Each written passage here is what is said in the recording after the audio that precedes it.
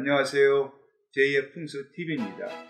예로부터 집의 안과 밖을 구분짓는 대문을 가문이라 부르고 가문이 좋다 또는 가문을 빛내자 라는 말이 있습니다. 이것은 대문을 사람이 출입하는 문, 즉 구조물로만 보지 않고 위엄과 상징성을 부여해 대문이 보기 좋게 서 있고 관리를 잘하면 사람들이 출세를 하고 또 집도 번창한다는 뜻입니다. 대문이 곧 가문이지요. 그런데 어느 집이 부자가 되고 안 되고를 판단하는 격언에 대문이 작고 집이 크면 부자가 되고 반대로 대문이 크고 집이 작으면 가난해진다라는 말이 있는데 이것은 대문의 크기가 재물운에 매우 중요함을 알려줍니다. 여기서 대문의 크기란 문의 가로와 세로의 길이가 얼마냐를 말하는 것이 아니고 사람이 대문을 통과할 때 어느 정도 넓이로 대문을 열고 닫느냐로서 쉽게 말하면 대문을 열고 닫을 때 안과 밖으로 소통하는 바람, 즉 기의 양입니다. 이것을 현대적으로 풀이하면 큰 문도 사람이 통과할 때 열린 공간이 작고 시간이 짧으면 대문이 작다고 하고 작은 문도 열린 공간이 넓고 시간이 길면 큰 대문으로가 흉하게 여깁니다. 그렇다면 집의 얼굴이고 표정인 대문이 건물에 따라 즉 단독주택과 전원주택, 가게와 점포, 건물과 빌딩에 따라 어느 위치에 어떤 형태와 크기로 있어야 재물이 들어오고 장사가 잘 되고 사업이 번창하여 부자가 되는가를 알아봅니다. 시청자 여러분, 세계문화유산으로 지정된 창덕궁 안에는 하나의 판석을 디귿자 모양으로 깎아 세운 불로문이 있는데 관람객 중 이 문을 통과하면 늙지 않는다는 말을 듣고서 몇 번이고 들락날락 하는 것을 보면 참 재미있습니다. 진짜 그럴까요?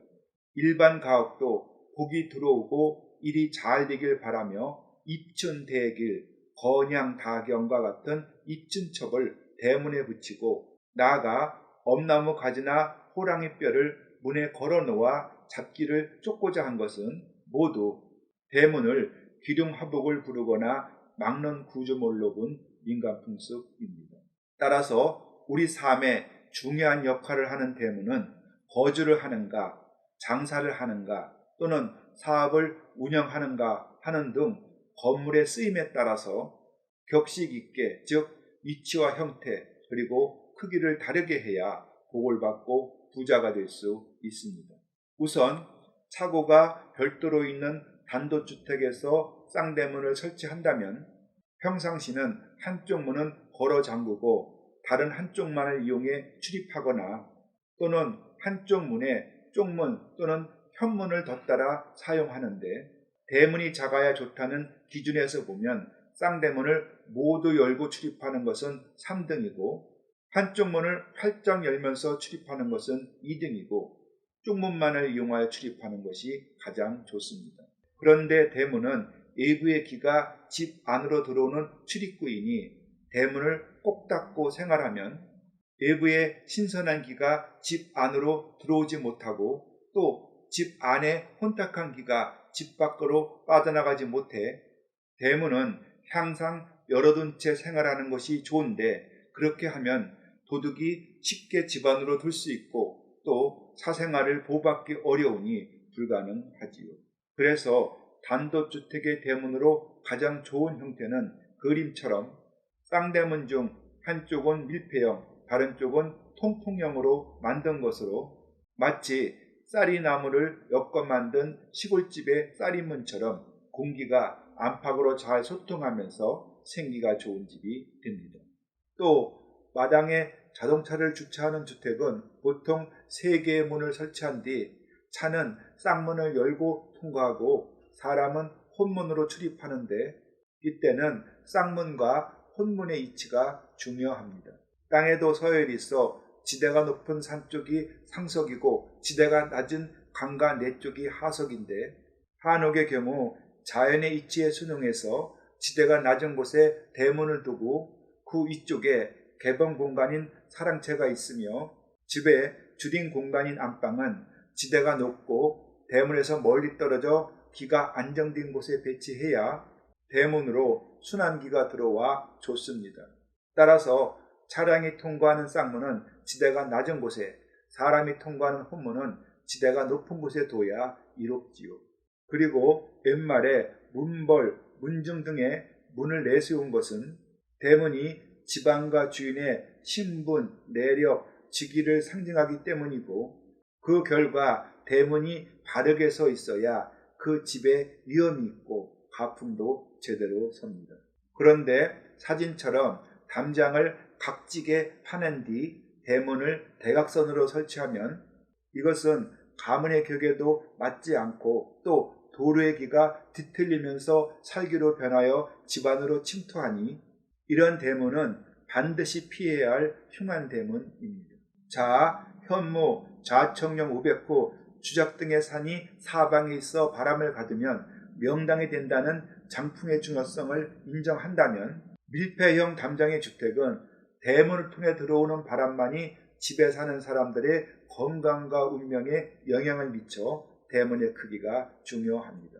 그렇지만 통풍형 담장, 즉 철조망, 창살, 생울타리 등으로 담장을 친 전원주택은 대문뿐만 아니라 개방된 담을 통해 들어오는 바람도 영향을 미친다고 봐 대문의 크기를 따지지 않습니다. 즉 벽돌 등으로 밀폐형 담장을 친 주택은 대문을 통해 들어오는 바람만이 사람에게 영향을 미치고 담장을 넘어서 들어오는 바람은 영향이 없다는 논리인데요. 왜 그렇게 판단하고 또 그 말이 왜 맞는가는 다른 영상에서 설명하겠습니다. 그 결과 통풍형 담을 통해 바람이 숭숭 통과하는 전원주택은 대문만이 기의 출입문이라는 역할은 상실되고 대문이 작아야 좋다는 원칙까지도 맞지가 않습니다. 이런 경우 대문은 기가 통하는 수구가 아니고 사람이 출입하는 구조물로만 여기니 그래서 전원주택을 지을 때면 대문의 크기나 형태보다는 위치가 중요합니다.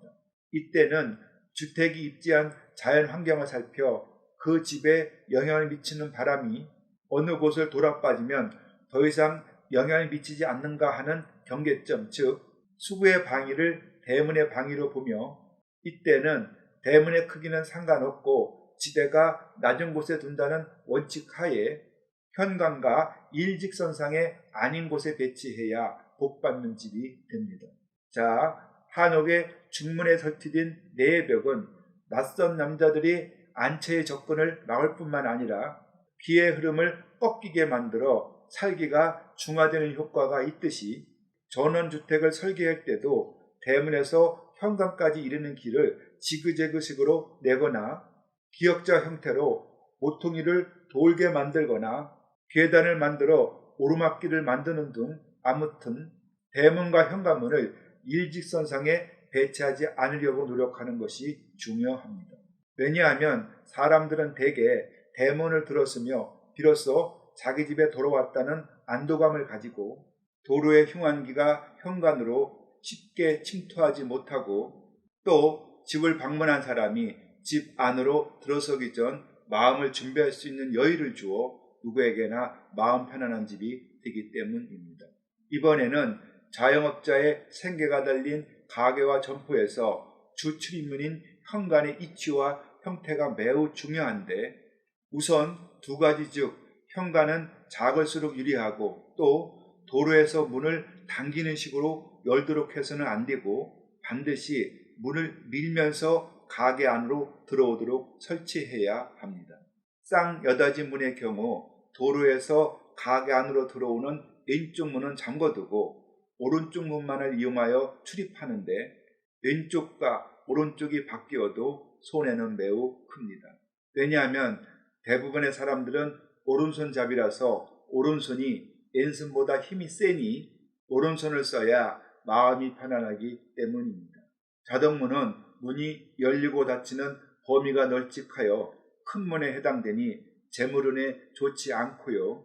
이 경우는 현관문을 이중으로 설치하되 바깥쪽에는 쌍여닫이 문을 안쪽에는 자동문을 설치하면 바깥바람이 가게 안으로 직접 쏘아들지 못해 매우 좋습니다.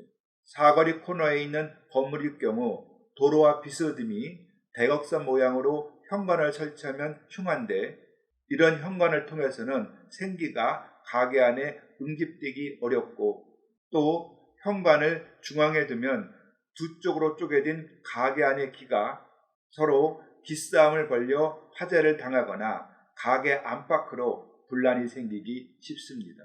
현관은 가게의 중앙이 아닌 한쪽으로 치우쳐서 문을 내야 하는데, 가게의 입지를 살펴 지대가 낮은 쪽에 현관문을 내야 자연에 순응하고, 지대가 높은 곳에 문을 내면 배수진을 친 집이 되고, 이것은 재물과 담을 쌓는 결과를 초래하여 장사를 망칩니다.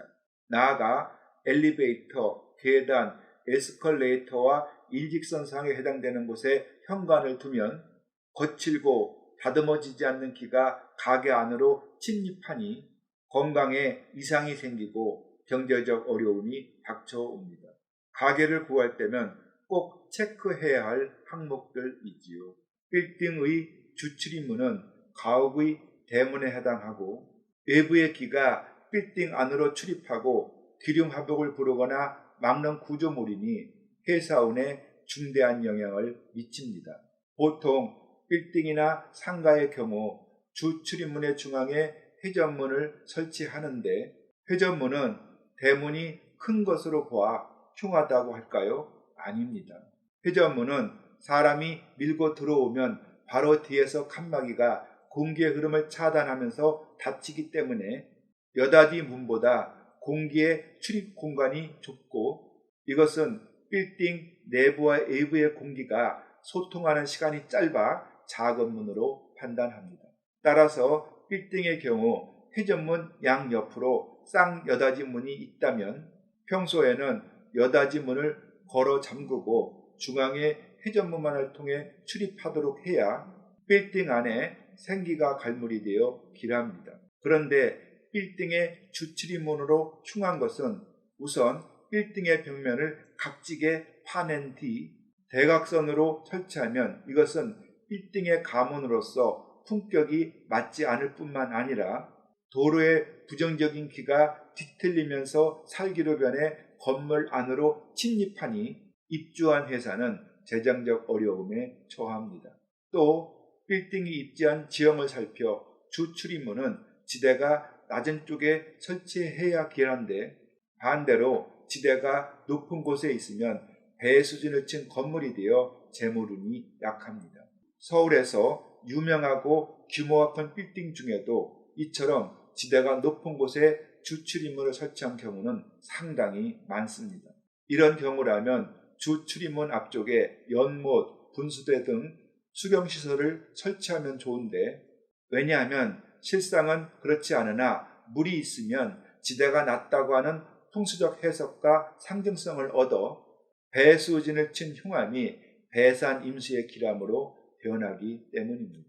자, 대문이 어느 집이 부자가 되고 안 되고를 결정하는 중요한 열쇠라고 볼 때 건물의 규모와 비례하여 대문의 크기를 정하되, 중요한 것은 문이 열리고 닫히는 시간이 짧고 열린 공간이 작아야 좋으며 가문으로 집과 건물의 얼굴과 같은 역할을 하니 형태는 위험이 있으면서 바르게 서야 하고, 위치는 땅의 지세를 살펴 지대가 낮은 곳에 설치해야만 제대로 된 대문이 됩니다. 네, 맞습니다.